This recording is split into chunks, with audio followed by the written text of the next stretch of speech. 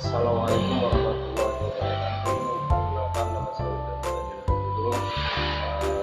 Saya dari kelas 3 Ekonomi Syariah Aceh dengan NIM 2241 1020 1141. Sebelumnya saya di sini akan memaparkan yang dimana terkait kontrak drafting yang membahas adanya prestasi dan non prestasi dalam segi kontrak hukum. Yang mana pertama di sini ada prestasi adalah kewajiban yang harus dipenuhi oleh debitor dalam setiap perikatan. Menurut pasal 1234 KUH Perdata, setiap perikatan adalah untuk memberikan sesuatu, untuk berbuat sesuatu atau tidak berbuat sesuatu. Kewajiban memenuhi prestasi dari debitor selalu disertai dengan tanggung jawab atau liability. Artinya debitor mempertaruhkan harta kekayaan sebagai jaminan pemenuhan hutangnya kepada kreditor. Dengan demikian, objek perikatan atau perjanjian adalah untuk memberi atau menyerahkan sesuatu. Contoh perjanjian jual beli, tukar menukar, dan yang kedua berbuat sesuatu. Contoh membuat lukisan, perjanjian perbulan. Yang ketiga juga ada tidak berbuat sesuatu. Contoh tidak mendirikan perusahaan sejenis. Nah, yang selanjutnya di sini ada one prestasi, yang dimana merupakan suatu keadaan di mana seorang debitur tidak melakukan janji atau tidak melaksanakan prestasi. Jadi apabila debitur tidak melakukan apa yang dijanjikan akan dilakukannya, maka ia dikatakan ia melakukan one prestasi. Tidak terpenuhinya kewajiban debitur tersebut memilih dua alasan diantaranya. Jadi yang membedakan di mana prestasi dan non prestasi adalah prestasi yaitu pemenuhan terhadap kontrak, dan non prestasi adalah adanya perjanjian yang berbeda ataupun tidak memenuhi kontrak dalam salah satunya. Nah, yang dimana yang pertama karena kesalahan debitur, baik kesengajaan maupun kelalaian. Yang kedua karena keadaan memaksa atau force majeure, jadi di luar kemampuan debitor. Dalam hal ini debitur tidak bersalah.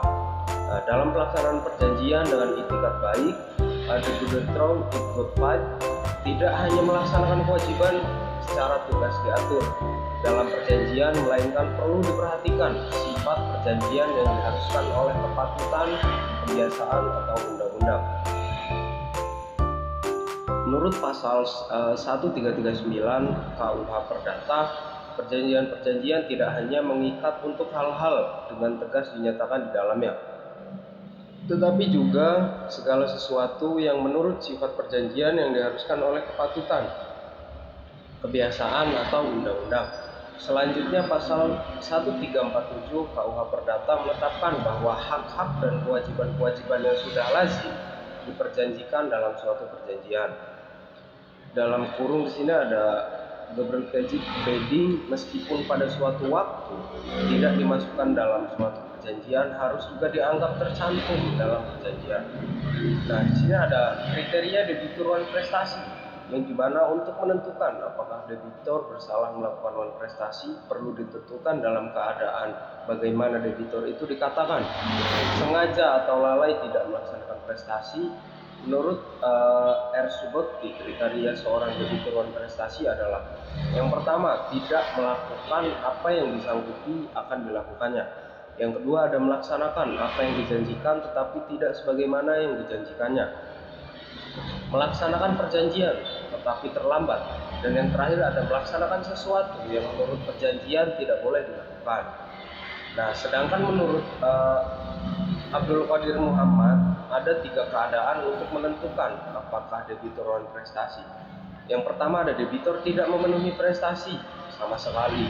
Artinya debitur tidak memenuhi kewajiban yang telah disanggupinya untuk dipenuhi dalam suatu perjanjian atau tidak memenuhi kewajiban yang ditetapkan undang-undang dalam perikatan yang timbul karena undang-undang.